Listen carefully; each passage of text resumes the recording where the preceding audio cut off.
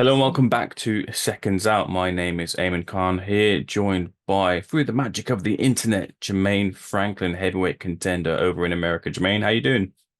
I'm doing good. How you doing? Yeah, good. All the better for speaking to you.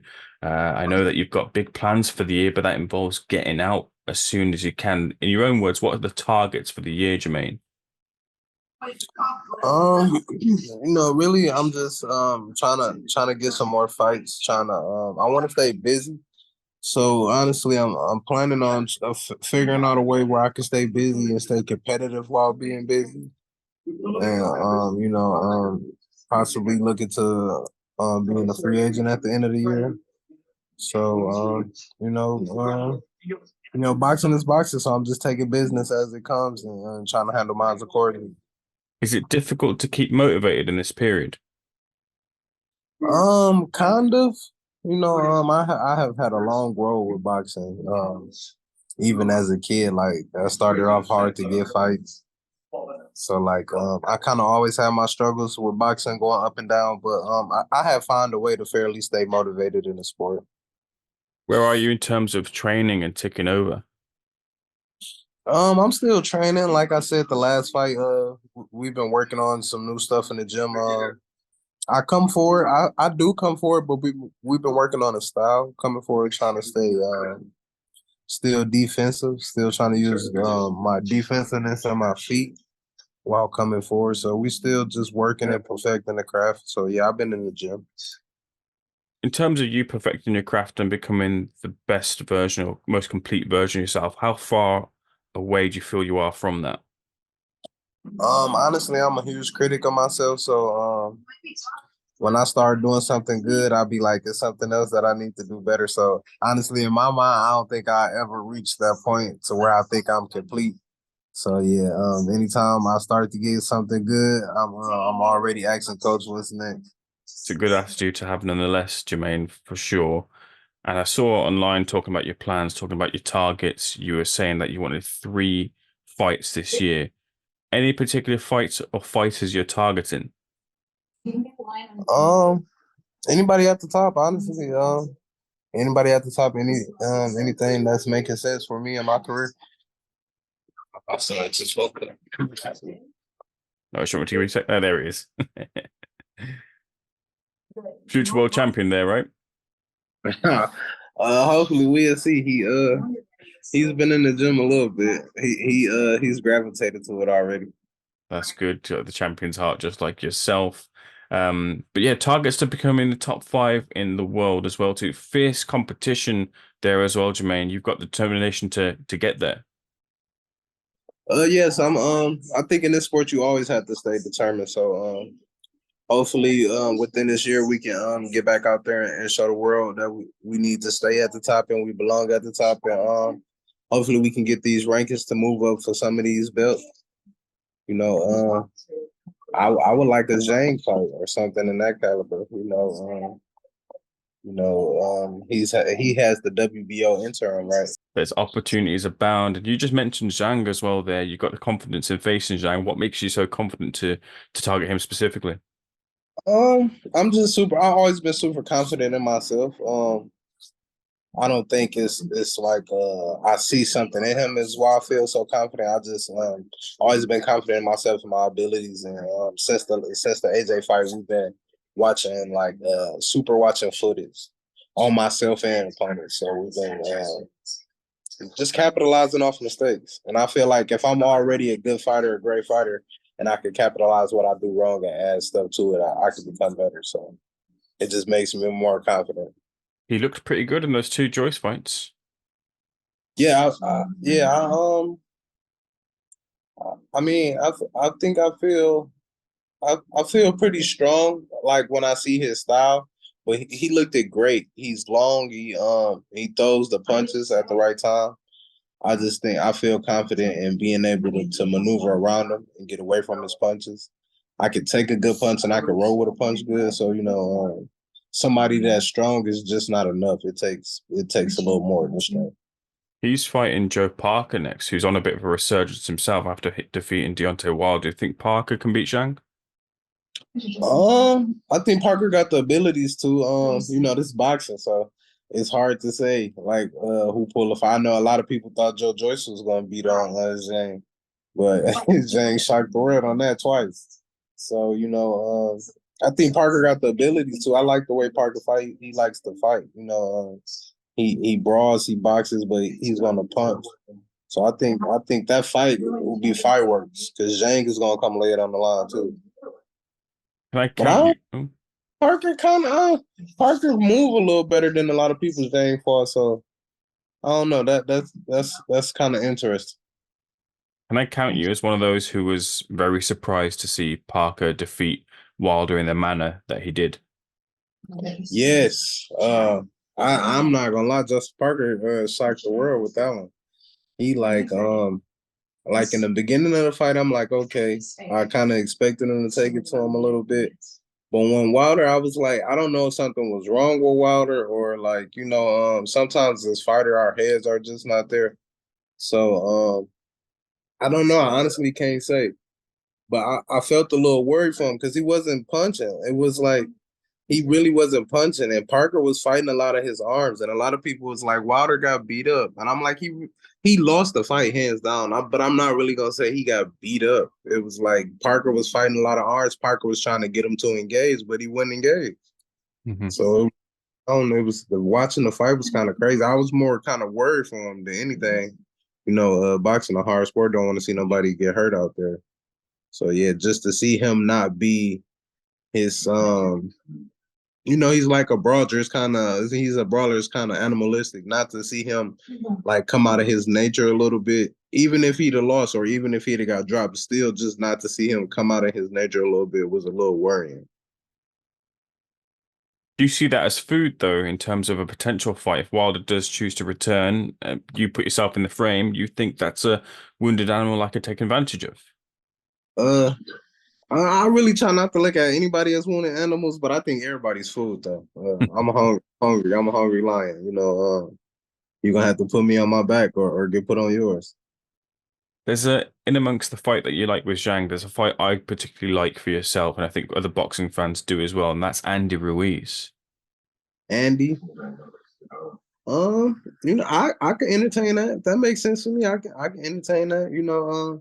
Like I said, we don't really dug no challenges. We like to smoke. I love competition. Hmm.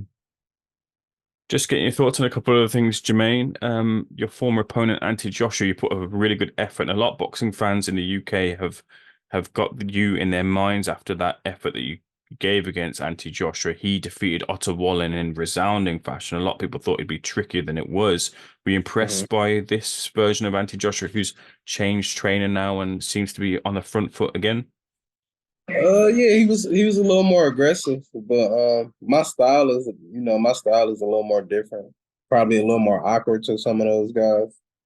So he looked more aggressive. He looked more tentative, and he looked more like set in stone, like he knew what he came to do. So yeah, I was a little impressed. He looked at more. He had more of a game plan, I would say, in that fight against Ottawa.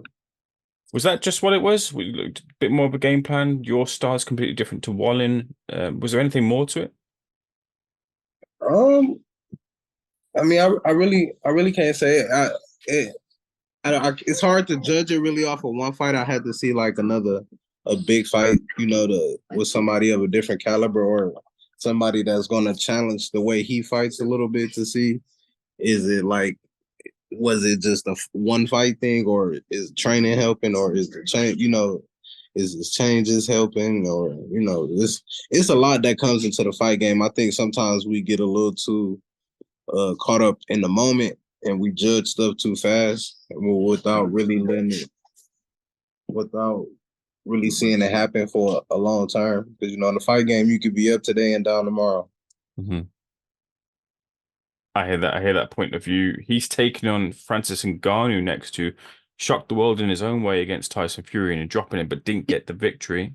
Yeah, he did look. He looked good in the Tyson fight, but a lot of people is not really boxing fans. Hmm.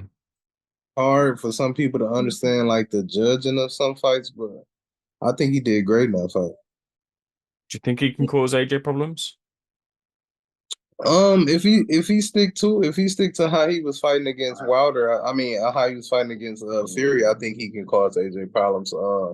With AJ though, he had to jab more. They had to get him to jab more. You're a taller guy. You got nice arm length, so you need to use it. I think with Fury, he was trying to bang Fury up a little bit, but I think he'd be nice if he relaxed a little bit and just work off the jab. I think he'd be nice. Jermaine, I want to get your perspective on this because in the UK specifically, we talk about Andy Joshua a lot, and we say that after defeats, fighters, change, and Joshua specifically, his mentality has changed. When you suffered defeat, did your mentality change? Can you relate to that if that at all happened? Yeah, it made me more hungry. It made me more hungry than I am. It made me more competitive. Um, I would say it made me look at myself a little different. It made me look at the stuff I do in and outside the ring a little different. So I would say it definitely affected me in a way, in a good way. Mhm. Do you think that can be applied to the same thing to your former opponent, AJ?